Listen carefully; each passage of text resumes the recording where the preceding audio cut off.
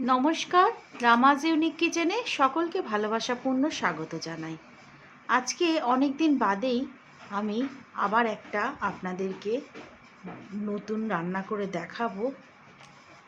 চারিদিকে যা হচ্ছে এসব দেখে মনটা বিশেষ ভালো নেই। শুধু আমি বলে নয়, আমার মনে হয় মনটা কারোরই ভালো নেই। তবুও সব কিছুর মধ্যে দিয়েই নিজের কাজকে এগিয়ে নিয়ে যেতে হবে। তাই আমি আপনাদেরকে একটা নতুন ধরনের রান্না করে দেখাবো। এটাকে গ্যাথুক বলা হয়। আমি কিছুদিন আগে পাহাড়ে বেড়াতে গেছিলাম, আমি সেখান থেকেই এটাকে সংগ্রহ করে এনেছি। এটা সাধারণত পাহাড়ের দিকের লোকেরাই বেশি খেয়ে থাকেন। এই গ্যাথুক অনলাইনে আনিয়ে নিতে পারেন, অথবা যদি মনে করেন যে কোনো নুডলস দিয়ে এই গ্যাথুক রান্না করা যেতে পারে। তো আসুন দেখে নেওয়া যাক।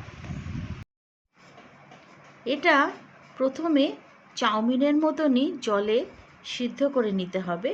এখানে আমি একটা পাত্রে জল বসিয়ে নিয়েছি, আর সেই জলের মধ্যে সামান্য নুন দিয়ে দিলাম,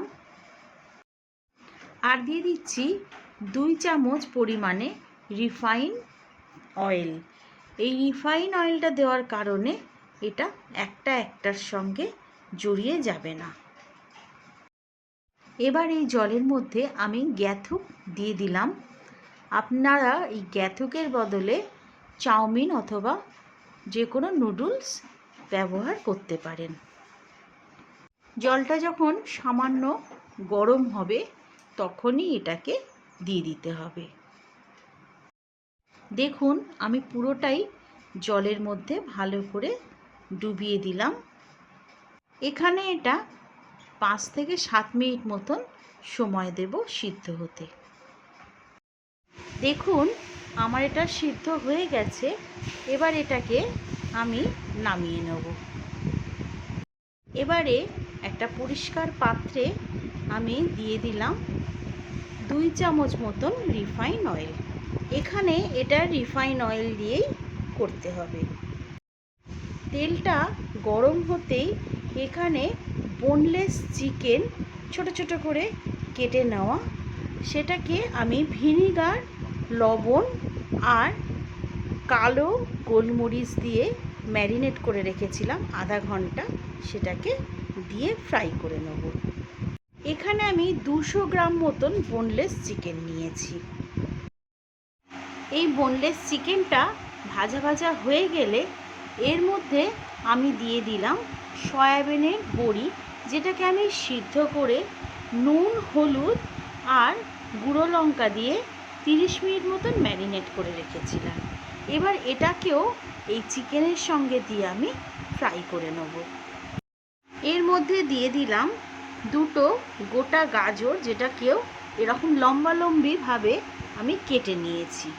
এটাও এর মধ্যে আমি ভেজে নেব।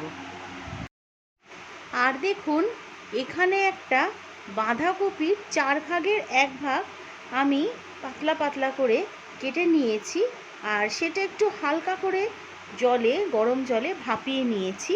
আপনারা চাইলে এটা না ভাপালেও পারেন। সেটাও এর মধ্যে আমি দিয়ে দিলাম। এবার এটাকে হালকা নেড়ে চেড়ে 10-12 কোয়া মতন রসুন ছোট ছোট করে কেটে নিয়েছি, সেটা দিয়ে দিলাম। আর দিয়ে দিচ্ছি পাতলা করে কাটা আদার টুকরো।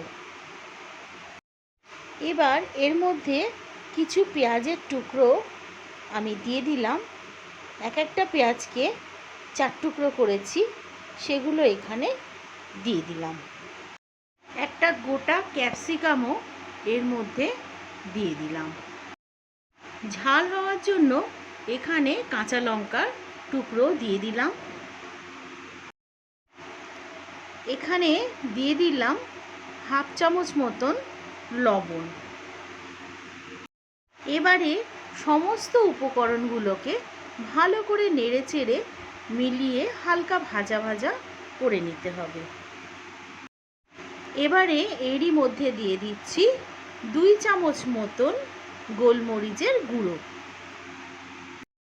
এটাকেও মিলিয়ে দিতে হবে। এবারে এর মধ্যে দিয়ে দেবো আমি 2 চামচ পরিমাণে সয়া সস, আর দিয়ে দিচ্ছি 2 চামচ পরিমাণে চিলি সস, আর দিয়ে দিচ্ছি 3 থেকে 4 চামচ পরিমাণে টমেটো সস। টমেটো সসটা একটু বেশি পরিমাণেই ব্যবহার করলাম, তাতে একটু মিষ্টি ভাবও থাকবে আবার টক ভাবও থাকবে তাই। এবারে দেখুন সব উপকরণগুলো ভালো করে মিলিয়ে দিতে হবে। আর এখানে কিন্তু গ্যাসের ফ্লেমটা সিম করে রাখতে হবে। 5-7 মিনিট মতন নাড়াচাড়া করে এর মধ্যে আমি যে সিদ্ধ করে জল ঝরিয়ে রেখেছিলাম গ্যাথুক, সেটা দিয়ে দিলাম। এবারে এটাকে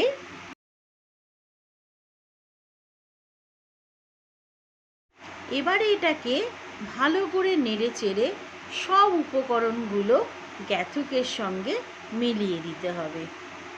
আমার এই গ্যাথুক রান্নাটি এখন প্রায় শেষের দিকে। এই গ্যাথুক সকালে ব্রেকফাস্টে অথবা স্কুল বা অফিসের লাঞ্চে অনায়াসেই এটা দেওয়া যেতে পারে, অথবা রাতের ডিনারেও এটা খাওয়া যেতে পারে। আমি এটাকে এইভাবেই ড্রাই রাখলাম। আপনারা চাইলে এর মধ্যে 1 কাপ পরিমাণে গরম জল অ্যাড করে এটাকে স্যুপও করে নিতে পারেন। যদি আমার এই গ্যাথুক রান্নাটি আপনাদের ভালো লেগে থাকে তাহলে লাইক আর সাবস্ক্রাইবের অনুরোধ রেখে এখানেই শেষ করছি। ভালো থাকবেন, সুস্থ থাকবেন। ধন্যবাদ। Take care.